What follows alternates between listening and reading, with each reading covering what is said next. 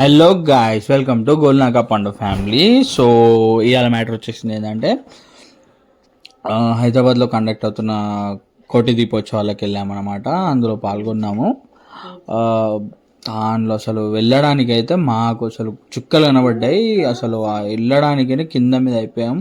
పిల్లలు చాలా ఇబ్బంది పడ్డారు ఆ క్రౌడ్కి, ఆ రష్కి. అందులో లోపలికి వెళ్ళంగానే ఫస్ట్ ఈ ఐడోల్ చూడంగానే అయితే మొత్తం అసలు బయట ఇబ్బంది పడ్డది అంతా జస్ట్ సెకండ్లో ఇట్లా మాయమైపోయింది. అంత యూనిక్ ఉన్నాయి ఆ ఐడల్స్. ఈ డెకరేషన్ ఏదైతే ఉందో సైడ్ అంతా, అది కూడా చాలా యూనిక్ అంటే చాలా యూనిక్ ఉంది. ఆ లైట్ సెటప్స్, ఆ స్క్రీన్ సెటప్స్ చాలా అంటే చాలా బాగా చేశారు భక్తి టీవీ వాళ్ళు. అందులో వచ్చిన క్రౌడ్ ఏదైతుందో అది అసలు ఇంకా చెప్పలేను, కళ్ళు చెదిరిపోయే ఆ క్రౌడ్ని చూసి. అసలు మాకు ఇవాళ అవుతుందో రేపు పొద్దున అవుతుందో అనుకున్నాం మేమైతే. అసలు ఛాన్స్ ఉంటుందో ఉండదో అనుకున్నాం, కానీ ఓకే 2 అవర్స్లో దీపం ముట్టియడం అయిపోయింది.